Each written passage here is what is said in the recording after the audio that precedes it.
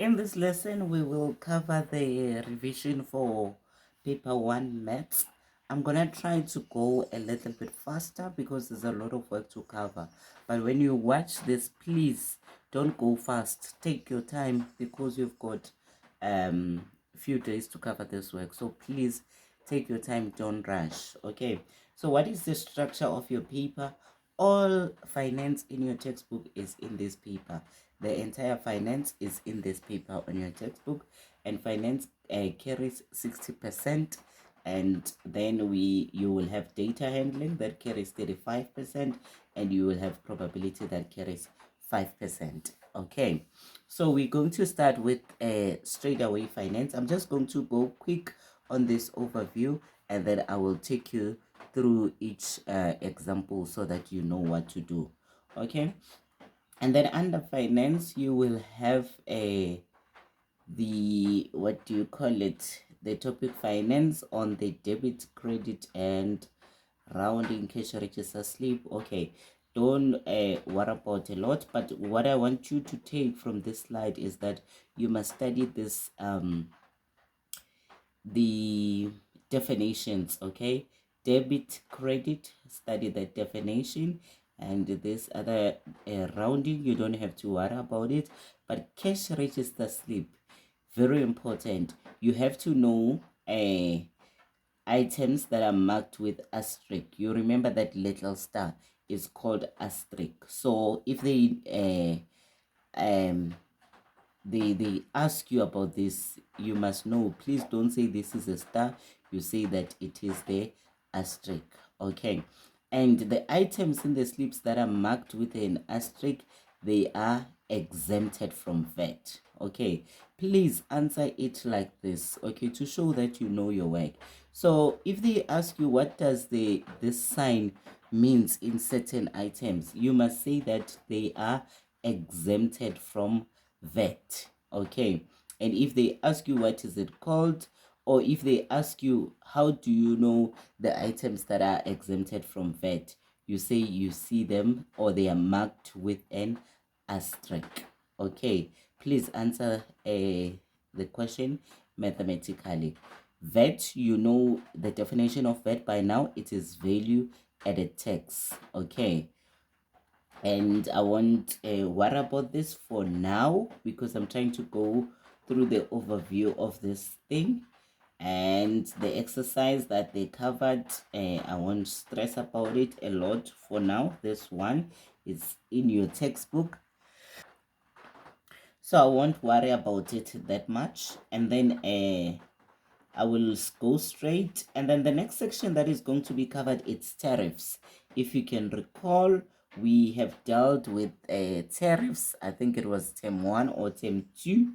Okay, so tariffs will be covered. I will show you how to work with the tariffs,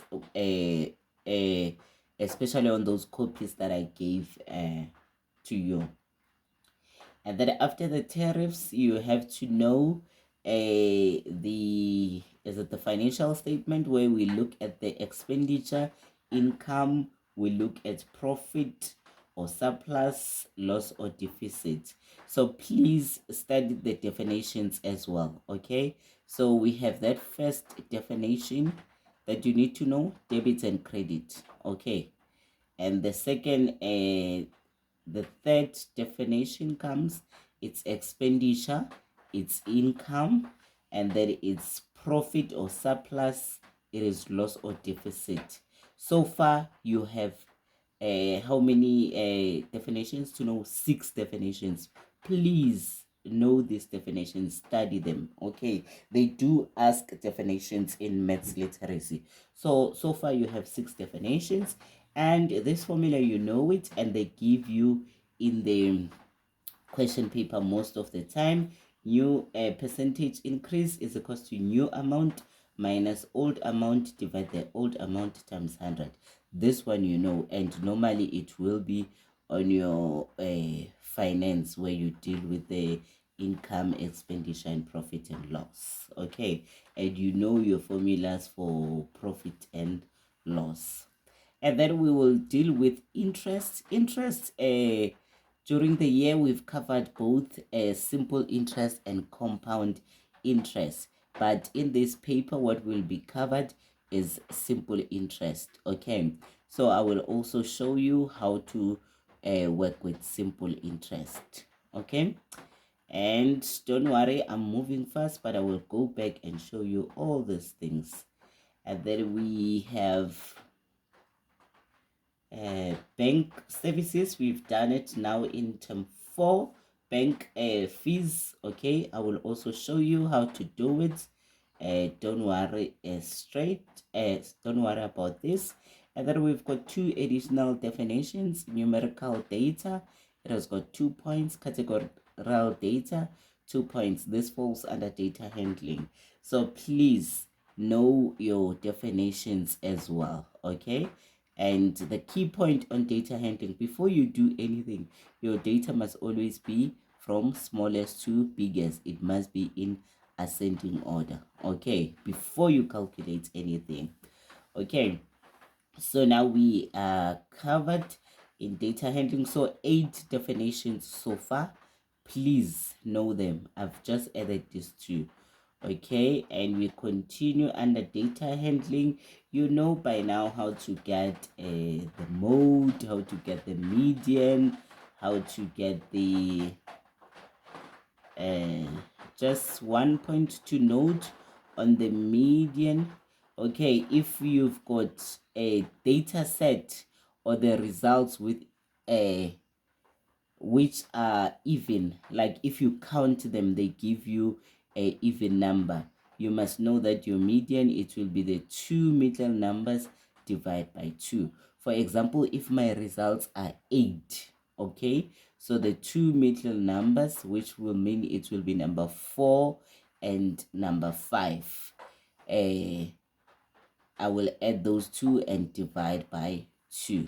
Okay, so please just recall that. For example, here our results, we have 6, which is an even number, so we will take the 2 middle, add them and divide by 2. But if the number of your results is odd, okay, like for example, you've got 7 results, you just take the one that is in the middle. Okay, so please just check that when you work with your median. And you know how to get the mean. And one thing I always reminded you is that mean is the same as average. So if they ask you for average, you must just know that it is the mean. You add all the values, you divide them by the number of results, and the range is the biggest minus the smallest value. Easy. That is why you must always arrange your results in ascending order, so that you can get the biggest and the smallest, and you can be able to get the correct answers. Then we represent the data. I don't think I will come back to this slide, so please take note.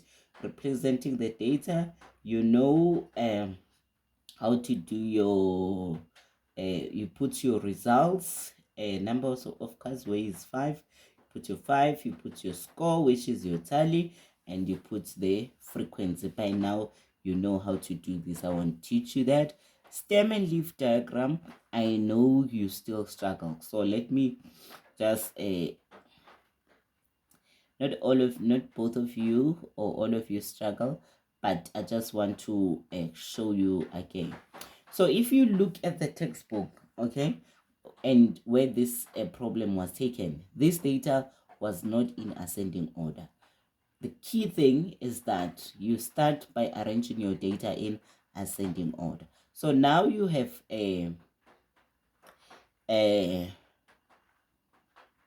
you have arranged your data in ascending order. So what you're going to do after you've arranged it in ascending order, you look at the numbers that have got single digits. That's the first key. That's the first thing.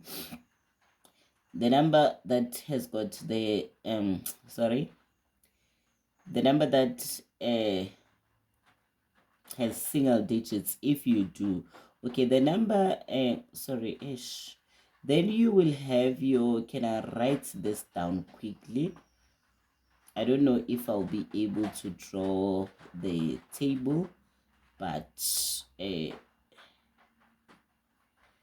you will have your tree,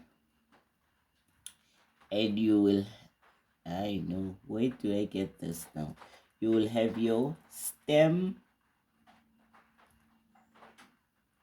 and you will have your leaf side.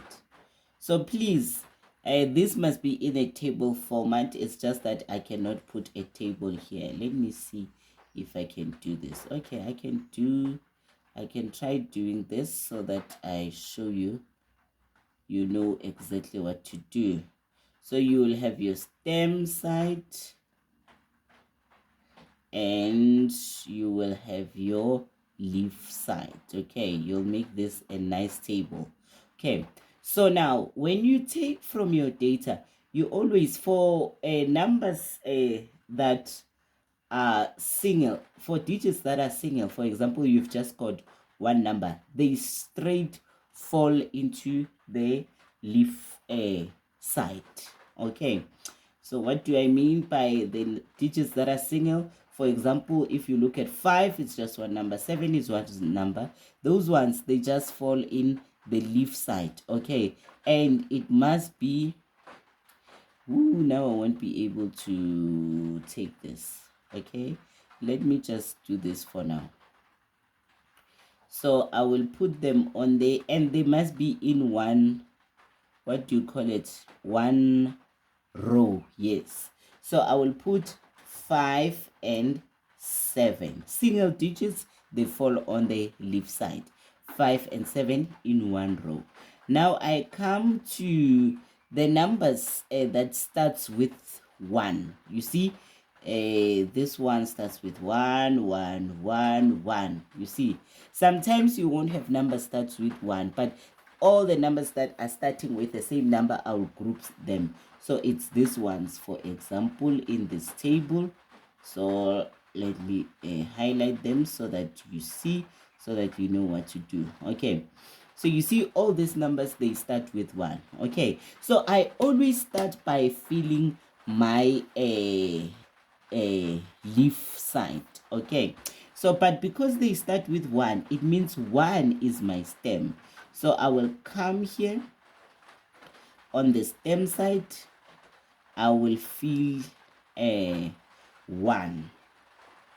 Okay, see, because now I'm focusing on my number that starts with 1.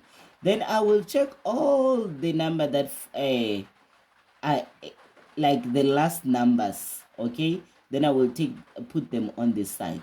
So which means it will be, that will be on the leaf side. It will be 2, it will be 5, it will be 6, it will be 8. You see, okay, I don't like doing this actually, but because sometimes if there are numbers with hundreds and the stuff, they are misleading. You just have to take the last number. Okay, the last number. It's easy to start with the leaf. Okay, let's start with a leaf. I want you to find a so now we always start with a leaf. So all these numbers, they start with 1. So I will look at the last numbers. Remember, leaf is the last numbers only, and it can only be one number. Okay, so the last numbers, it's 2 for this one. The last number for this one is 5. The last number for this one is 6. Let me put a space. The last number for this one is 8. You see, then I know that all these numbers, they start with a 1. So 1 is their stem. Now I go to the next set of numbers. These ones, they start with 2, including this one. Okay, sorry, including this one. This one starts with a 2 as well, so I must put it. Okay, so I start with my leaf side. What do they end with? This one ends with 0. I only take one last number. It cannot be 2. Okay, so I just want to write that for you. So this one now ends with a 0, and the next one ends with a 3, and the next one ends with a 5, and the next one ends with a 5. Even if they are the same, you write them, all of them, and this one ends with a 8. And I know that all these numbers, they start with a 2. Then it means my stem is a 2. All this must be in one straight line, and this must be in one straight line. Unfortunately, I cannot draw the line, so let me just do this. This will follow and see if it will work for me. Yes, it does. So all this will be in one line. Even this one, it will be in one line. Okay, you see, then I go, now I'm done with all the numbers that starts with a 2. I will go to those ones that starts with a next digit. That one starts with a 3. So now I will have another row. Now I will start with my leaf side. Remember, we always start with a leaf side. Okay, so we start with a leaf side. So I will start on my leaf. Let me do this. So I will start on my leaf side. Oh, what am I doing? I need to move this to the other side. Okay, let me do this. Sorry about that. I will do this. I will remove the line for now. Then I will put my thingy. And then I will start from the leaf side.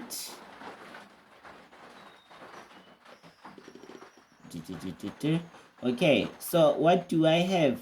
This number ends with the 0. Remember, on the leaf, you write the last digit, only one.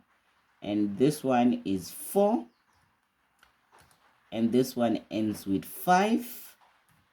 This one ends with 6. And this one ends with 7. Okay, and all these numbers, let me move this now a little bit to the other side. Please come on. Let me do this so that it's aligned. Yes. And all these numbers, they start with what? They start with a 3. Now I'm good to go. You see, my stem and leaf is coming. Yes, I just want to align this. Okay, so you see that. Now the last one, it will be the numbers that are starting with a 4. I do the same, and I put my table as well. For the stem, remember, for the leaf, I always start with the leaf. The last number is 5, and another number is, the last number is 5 here, and here the last number again is 5, and here the last number is 7. Okay, so I'm done with my leaf. So I'm just going to move it to the side. That's my leaf. And what are these numbers starting with? They start with a 4. Okay, and now I am sorted. Now I have all I need. I have my stem and leaf. So it will look something like this after you've drawn your columns. Because I cannot draw in my, I will try to do this for you so that you see. But you, in your book, you can draw a nice table. Okay, so I need you I don't want you to lose marks when it gets to this point. Okay, so now this is how you do your stem and leaf. Okay, please always start on the leaf, and the leaf you take the last digit of the set. Okay, and if you count these digits on the leaf side, they must be equal to the number of your results. So for example, I have how many results? 1 2 3 4 5 6 7 8 9 10. So I have 20 results. If I count these digits, they must be 20 on the side of the leaf. 1 2 3 4 5 6 7 8 9 10 11 12 13 14 15 16 17 18 19 20. If these digits are not equals to the number of the results, then you know that your stem and leaf is incorrect. Okay, so now I just want to quickly look at the example. If in this set, for example, we had, because I know most people, they struggle, we also have a set of numbers like 101, and we have 104, and we have 104, and we have 112, and we have 115. Now I have 15 results, you see. So now my stem and leaf will still continue. Okay, so now I have the numbers that starts with a 10. Remember, because the last part, the last digit, it's your leaf. Okay, and whatever is remaining is your stem. Okay, so now I have the numbers that starts with a 10. Okay, with a 10. So what I will do, I will circle all those numbers that starts with a 10. For example, let's do that. Let's circle them. Sorry. Okay, so here are my numbers that starts with a 10. Okay, so now my stem and leaf will continue here at the bottom. I don't know if I will still be able to do that. Now you see it moves, but what will happen, let's say assume that I'm continuing this one. So I will go to this a leaf side. I will have leaf side, and this number ends with a 1, this number ends with a 4, and this number ends with a 4. You see, that is the leaf side, and the stem side will be 10. You see, and then I still have another set of numbers that starts with 11. Okay, and then I will write my leaf side, which is 2, the last number, and the last number on this one is 5. You look at one last number. Okay, that's your leaf. And now the stem for this number will be 11. You see, so now this is the continuation. It's supposed to be here at the bottom. So if I'm going to check my results, now I have 25. And if I calculate here, I have 20, 21, 22, 23, 24, 25. You see, that's how you do your stem and leaf. All right. So I just wanted to revise that on data handling, and that you must know your different types of graphs in data handling. A double bar graph, you know it. A histogram, you know it. A histogram is combined, right? And then a bar graph, it's separate. It has got a space. Just remember that. And then you know how to draw a double bar graph. And then you must know how to interpret line graphs if they give you line graphs, and you must know the circle graph. Okay, this one we will discuss it. The circle graph, oh my goodness, please don't do that. Your circle graph, or we sometimes call it a pie chart. Okay, you must know how to do this one.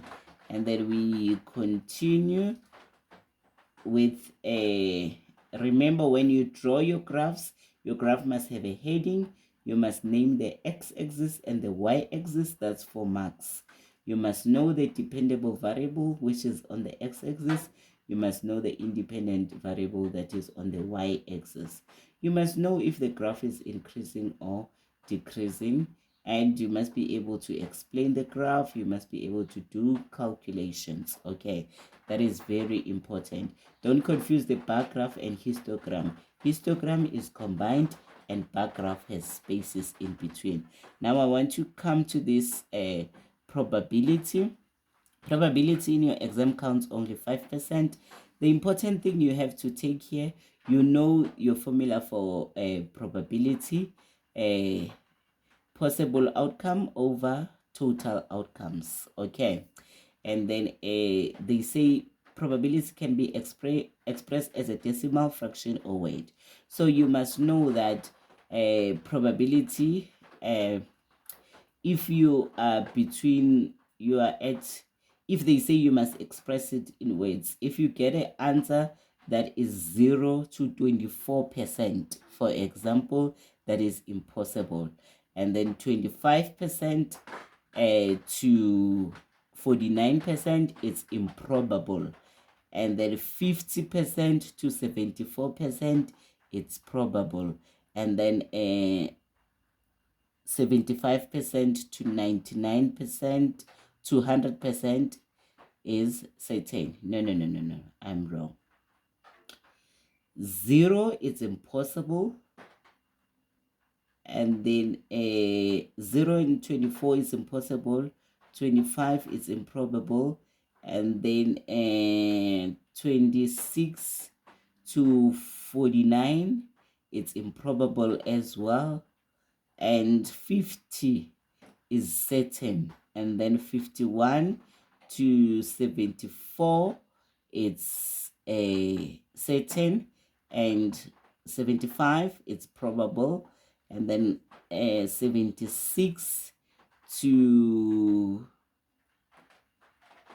99 it's probable, and then 100 is certain. Okay, so 0 to 24 impossible, 25 to 49 it's improbable, and then 50 to 74 it's uncertain, 75 to 99 it's probable, and 100 is certain. Please just know that like that, have intervals. Okay, I didn't want to take long on this table, but yeah. And then now we come to tree diagram. You know how to draw your tree diagram. You look at the trial numbers. So in this case, it's 3 trials because the coin is thrown 3 times. So you will have the first results, the second results, and the third results. Then you can write your outcomes based on the trees. And then how many times does your leg open depends on the possible outcomes. In a coin, we've got only 2 outcomes. Okay, so you know how to draw the tree diagram. Please revise that. And the two-way table, remember I said two-way table to get the results. You use the horizontal line and the vertical line depending on the question. For example, they say how many learners participated in a survey. This is straightforward, 144.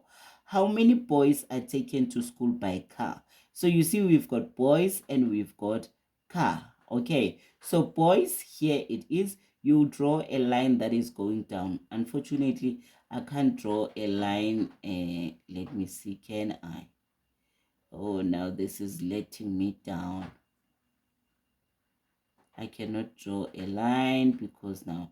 So for boys, you draw a line, and you come to car, you draw a line. Where these 2 lines meet, it's your answer. Boys, down, and car, you draw a line. Where they meet, it's your answer. You see, it's 23. How many learners walk to school? Where are learners? Learners are here in the total. Okay, so it's learners, and then walking, you draw a line through walking. So it's 39. See that?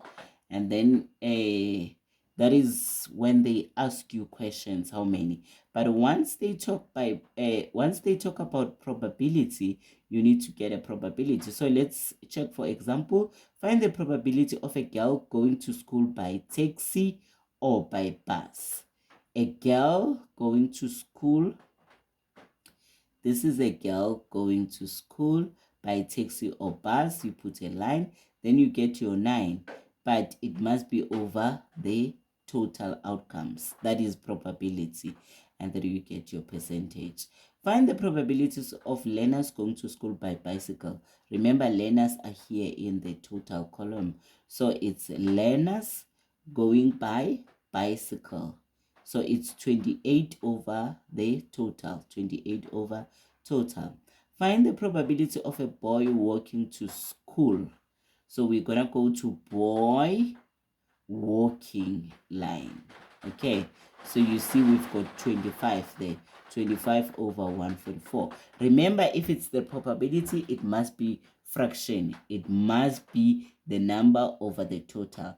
But if they ask you questions, how many, so it's just the one full number. All right.